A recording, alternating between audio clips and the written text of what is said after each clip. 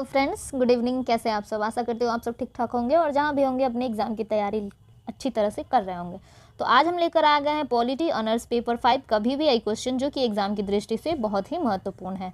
जो भी बच्चे BA पार्ट 3 का एग्ज़ाम दे रहे हैं और जिनका ऑनर्स पेपर पॉलिटी है, वो उनके लिए ये वीडियो काफ़ी ही इंपॉर्टेंट होने वाला है। यदि आप हमारे क्लास को खरीदना चाहते हैं तो मात्र 249 रुपया पेड करके आप हमारे क्लास को पेड बैच से जुड़ सकते हैं। आप हमारे क्लास को खरीद सकते हैं, जिसमें आपको पीडीएफ दिया जाएगा, ठीक है, पीडीएफ दिया जाएगा और आपको क्लास दिया जाएगा, क्लास वीडियो मिलेगा और सारे इंपॉर्टेंट का क्वेश्चन आंसर मिलेगा। साथ में आपको टेस्ट भी दिया जाएगा और लिया जाएगा, ठीक है। आपको टेस्ट का नंबर वगैरह जो भी है वो सब दिया जाएगा, लिया जाएगा, ठीक है।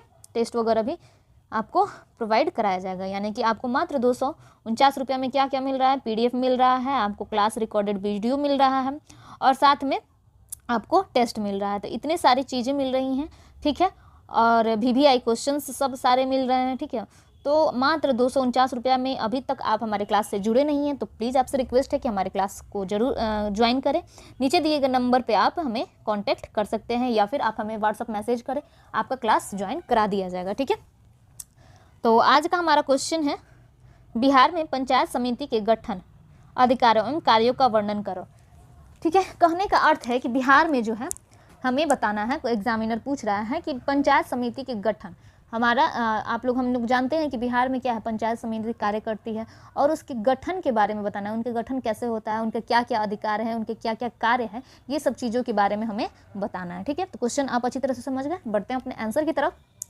त्रिस्तरीय पंचायती राज व्यवस्था। आपसे रिक्वेस्ट है कि आप आंसर लिखने से पहले आप कॉपी और पेन लेकर बैठ जाए, क्योंकि आपको हम जानते हैं कि आपके हाथों में जंग लग चुकी होगी, आपको कॉपी कलम भी उठाए हुए बहुत दिन हो गया होगा। तो बाबू, ये ग्रेजुएशन है, आप लिखिएगा नहीं तो मार्क्स नहीं मिलेगा।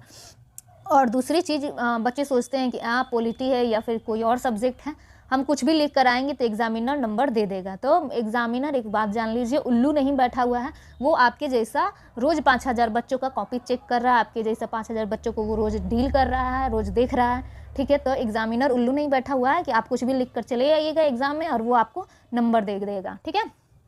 कुछ बच्चे का कैरी लग जाता है, क्रॉस लग जाता है, ये हो जाता है, तो इसी वजह से होता है कि वो एग्जाम में क्वेश्चन पूछता है, कुछ लिख के चले जाते हैं कुछ, और उन ओवर कॉन्फिडेंट रहते हैं कि एग्जाम में कुछ भी पूछेगा हम लिख देंगे, और कुछ भी लिख कर चले भी आते हैं। ऐसे स्टूडेंट हैं, ठीक है। तो हल्के में मत लीजिए, ये ग्रेजुएशन है। ग्रेजुएशन का मतलब होता है कि आप परिपक्व हो रहे हैं या फिर हो चुके हैं, और ये फाइनल ईयर है।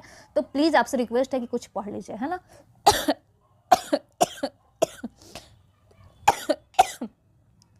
सॉरी, चलिए आंसर देखते हैं। त्रिस्तरीय पंचायती राज व्यवस्था के अंतर्गत पंचायत समिति मध्यवर्ती पंचायत के रूप में महत्वपूर्ण भूमिका निभाता है। यानी कि त्रिस्तरीय हमारे देश में क्या है, ठीक है, त्रिस्तरीय पंचायत समिति है, ठीक है। यानी कि पंचायत के 3 कार्य हैं। एक पंचायत हो गया, पंचायत समिति जो प्रखंड स्तर पे होता है, और एक होता है जिला परिषद, हम लोग जानते हैं, ठीक है। तो इनमें क्या, त्रिस्तरीय पंचायत समिति के अंतर्गत पंचायत समिति मध्यवर्ती यानी कि बीच वाला का काम करता है ना, ठीक है।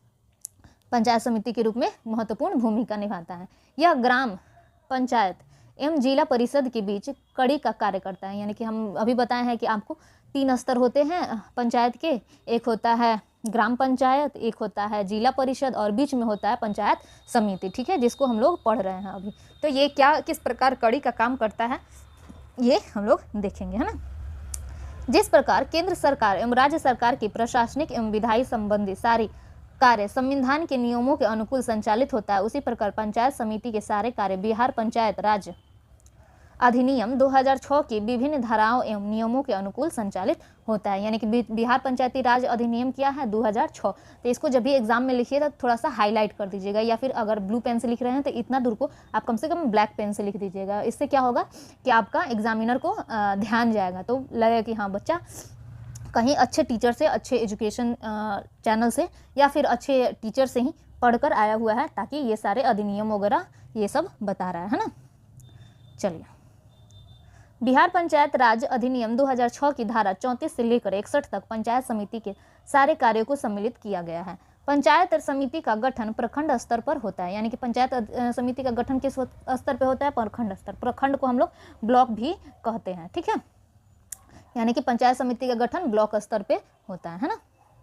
ग्राम पंचायत की तरह प्रत्येक पंचायत समिति का प्रादेशिक निर्वाचन क्षेत्र होता है, यानी कि प्रत्येक जो लगभग 5000 की आबादी पर निर्धारित होता है। कहने का अर्थ ये है कि देखिए, प्रत्येक पंचायत समिति की तरह, ग्राम पंचायत की तरह, पंचायत जब बनता है ग्राम पंचायत तो एक संख्या होती है कि अगर 50,000 चाहे 5,000 चाहे जो भी एक संख्या निर्धारित हुआ रहता है, कि जैसे इसका है 5,000 की आबादी पर निर्धारित होता है, तो वैसे ही अगर किसी गांव की जनसंख्या 5,000 है तो वहाँ पे क्या होगा, वहाँ पे पंचायत समिति निर्धारित होगा। किसी गाँव की संख्या 10,000 है तो वहाँ पे 2 पंचायत समिति निर्धारित होगा। किसी गाँव की जनसंख्या 15,000 है तो वहाँ पे 3 पंचायत समिति होगा। लेकिन कम से कम क्या होनी चाहिए, 5,000 की आबादी होनी चाहिए, है ना। अगर 5,000 की आबादी है तो वहाँ पे पंचायत समिति का निर्धारण होता है ना। पंचायत समिति की मुख्य धारा, उससे संबंधित प्रावधानों का संक्षिप्त विवरण नीचे अंकित है। ठीक है, उसमें क्या क्या धारा है और उससे क्या प्रावधान है उसका विवरण हम लोग नीचे देखते हैं। पंचायत समिति की संरचना, ठीक है, इसको हम लोग ब्लू या ब्लैक पेन से यूज करेंगे और इसको अगर ब्लैक पेन से लिखते हैं तो इसको ब्लू पेन से लिखेंगे, है ना।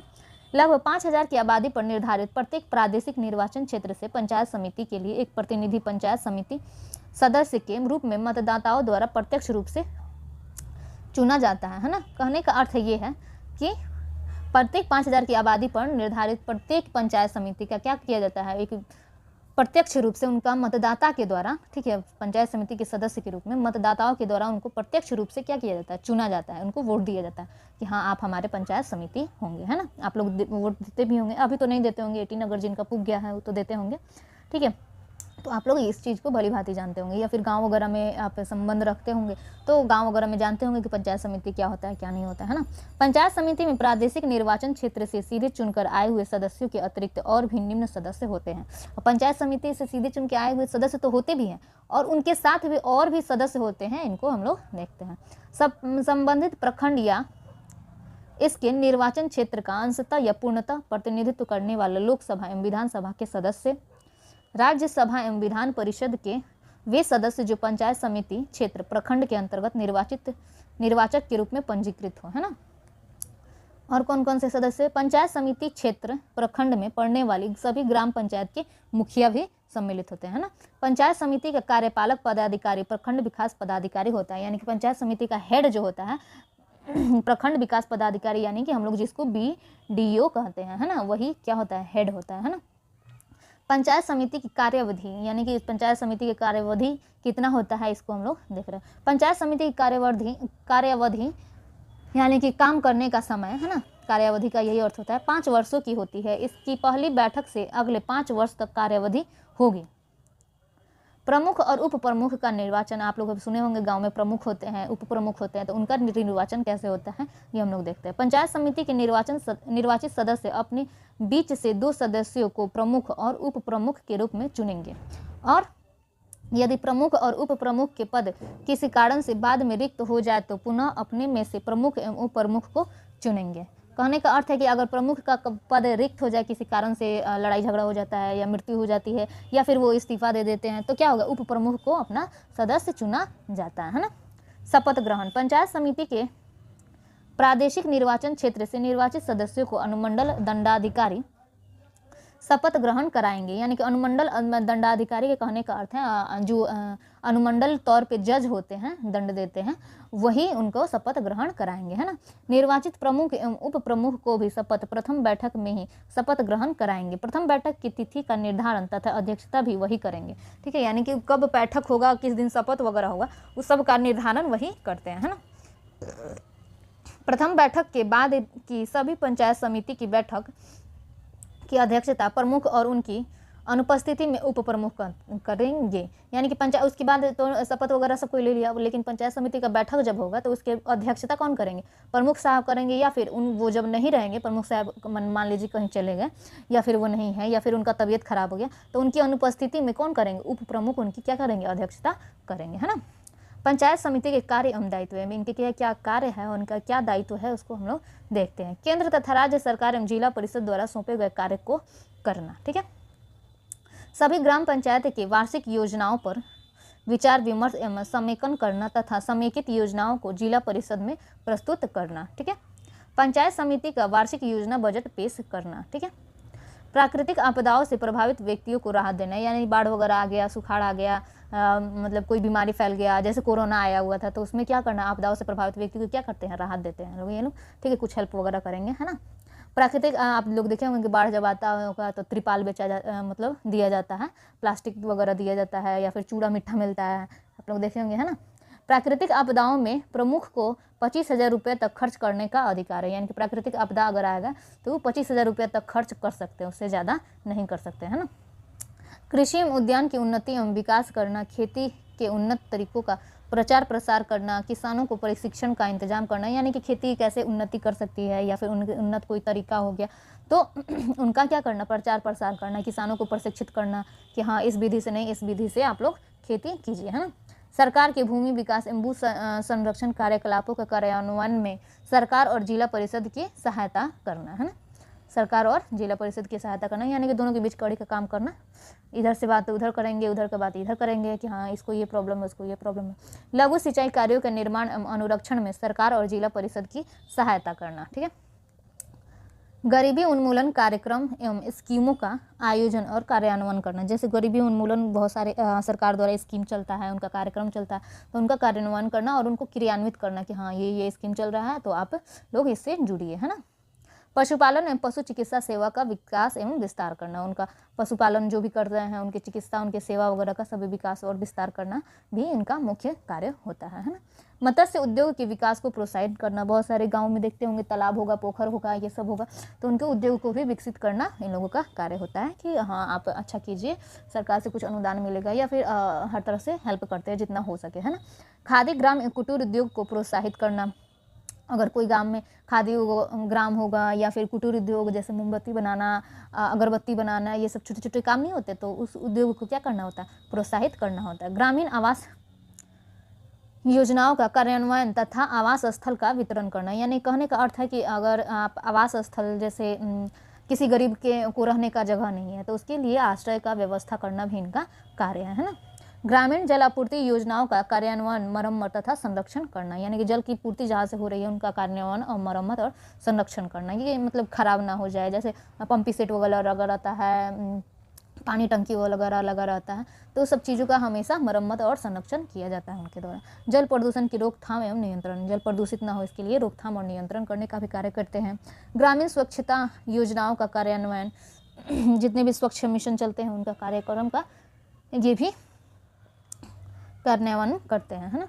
सामाजिक एवं वानिकी के अंतर्गत अपने नियंत्रणाधीन सड़कों के किनारे और अन्य सार्वजनिक भूमि पर वृक्ष लगाना एवं उनका संरक्षण करना, यानी कि आप लोग देखे होंगे कि गांव के सड़कों के किनारे क्या लगा रहता है, आर पार वृक्ष वगैरह लगा रहता है, तो ये सब वही काम करते रहते हैं, ठीक है, उन्हीं के द्वारा कराया जाता है और किया भी जाता है ना। सड़क, भवन, पुल, जल मार्ग तथा संचार की योजनाओं का कार्यान्वयन एवं संरक्षण करना। गैर परंपरागत ऊर्जा स्रोतों का पता लगाना, उसके विकास हेतु आवश्यक कार्य करना, ठीक है। गैर परंपरागत ऊर्जा स्रोत जैसे सोलर प्लांट हो गया, ये सब चीज़ों का अगर कोई स्रोत है तो उसका पता लगा के उन पर क्या करेंगे, कार्य करेंगे, है ना। शिक्षा के अंतर्गत प्राथमिक विद्यालय भवनों का निर्माण, मरम्मत एवं संरक्षण आदि कार्य करना, यानी कि प्राथमिक विद्यालय जो होंगे, कितने विद्यालय होते हैं जिनमें छप्पर लगे होते हैं, टाटी मड़ई का होता है, तो उनका क्या करना होता है, मरम्मत भी कराना होता है, संरक्षण आदि का कार्य ये लोग ही करते हैं। तकनीकी प्रशिक्षण तथा व्यावसायिक शिक्षा का विकास करना, तकनीकी प्रशिक्षण का भी व्यवस्था करते हैं, बहुत सारे लोग व्यावसायिक शिक्षा भी प्रदान कराते हैं, है ना। वयस्क एवं अनौपचारिक शिक्षा का सर्व शिक्षा अभियान का कार्यान्वयन करना, सांस्कृतिक कार्यकलाप के अंतर्गत सांस्कृतिक एवं खेलकूद कार्यकलापों का कार्यान्वयन करना। स्वास्थ्य एवं परिवार कल्याण के अंतर्गत स्वास्थ्य एवं परिवार कल्याण कार्यक्रमों का कार्यान्वयन करना, यानी कि परिवार कल्याण जो भी योजना है उनको लागू करना। महिलाओं एवं बच्चों के कार्यक्रम को कार्यान्वयन करना तथा इनके विकास हेतु कार्यक्रम का निर्माण करना, बहुत सारी जिम्मेदारी होती है और बहुत सारे काम होते हैं, ठीक है। समाज कल्याण, जिसमें शारीरिक तथा मानसिक रूप से बिना निःशक्त लोगों के कल्याण हेतु कार्यक्रम तैयार करना तथा सरकार द्वारा चलाए जा रही योजनाओं का कार्यान्वयन करना, जैसे निःशक्त शारीरिक रूप से भी निःशक्त का मतलब हो गया जो वृद्धा हो गए, जो शरीर से विकलांग हो गए, ठीक है, तो उनका क्या करना, कार्यान्वयन करना, है ना। उनकी योजना बहुत सारी होती हैं तो उनका अनुपालन करना, है ना। कमजोर वर्गों विशेषकर अनुसूचित जातियों एवं अनुसूचित जनजातियों के कल्याण हेतु सरकार द्वारा चलाई गई योजनाओं का कार्यान्वयन करना। प्रमुख की शक्ति, कार्य और दायित्व, प्रमुख की शक्ति क्या होती है, उनके कार्य क्या होते हैं और उनके कार्य दायित्व होते हैं, इसको हम लोग देखते हैं। प्रमुख पंचायत समिति की बैठक का आयोजन, अध्यक्षता तथा संचालन करेगा।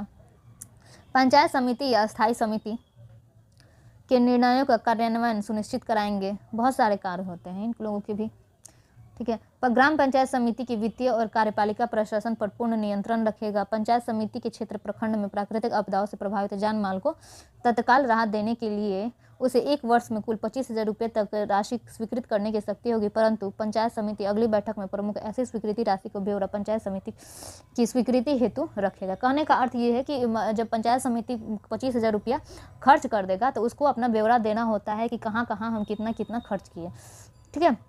तो इन सब चीज़ों का क्या करना होता है, उन लोग को ब्यौरा भी देना होता है। तो इसी के साथ हमारा वीडियो होता है समाप्त। आप देखते रहिए ऑल इन 8454 और बने रहिए हमारे साथ। अगर हमारे क्लास को लेना चाहते हैं तो नीचे दिए गए ये व्हाट्सअप नंबर है, ठीक है, आप उस पर हमें मैसेज कर सकते हैं और क्लास हमारा बैच ले सकते हैं, ठीक है।